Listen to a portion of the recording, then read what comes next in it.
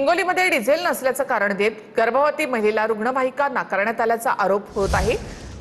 रुग्णालयामध्ये पोहोचण्यासाठी उशीर झाल्यामुळे बाळ पोटामध्ये दगावलं असं महिलेच्या नातेवाईकांनी म्हटलंय। जवळा बाजारमधील प्राथमिक आरोग्य केंद्र प्रशासनाने रुग्णवाहिका नाकारली होती।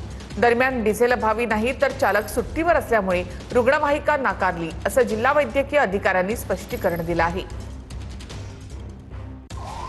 हिंगोलीत डिझेल नसल्यानं ॲम्ब्युलन्स न मिळाल्यानं एका गरोदर महिलेनं आपलं बाळ गमावलंय। ॲम्ब्युलन्स न मिळाल्यानं ही गरोदर महिला वेळेत रुग्णालयात पोहोचू शकली नाही।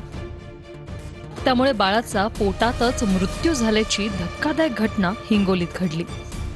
डॉक्टर काय म्हणले, ताई तुम्ही जर लवकर आले असल्या तर तुमचं बाळ वाचू शकत होतं, तुम्हाला येळ लागल्यामुळं वाचलं नाही। तर मी काय म्हणलं त्याला सरांना म्हणलं, सर माझं बाळ वाचू शकत होतं पण डिझेलमुळं ॲम्ब्युलन्समुळं असं करता असं झालेलं आहे।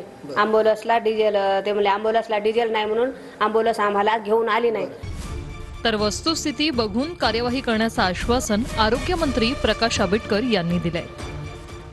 हिंगोली जिल्ह्यामध्ये जी घटना घडलेली आहे, फक्त रुग्णवाहिकेला तिथे इंधन नाही मिळालं म्हणून आज एका मातेला तिचं बाळ गमवावं लागलेलं आहे। ह्याच्यासाठी सरकार सर्वस्वी जबाबदार आहे आणि सरकारने या बाबतीमध्ये जे जे दोषी आहेत त्यांच्यावरती कारवाई करणार आहेत का सरकार? असा प्रकार झाला असेल तर त्याची चौकशी करू।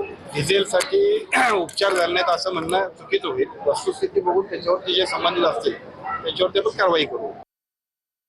रुग्णवाहिकेत डिझेलचा साठा होता परंतु ड्रायव्हर नसल्या तिथं ड्रायव्हर हा काहीतरी वैयक्तिक कारणामुळे सुट्टीवर असल्याचे मला कळाले।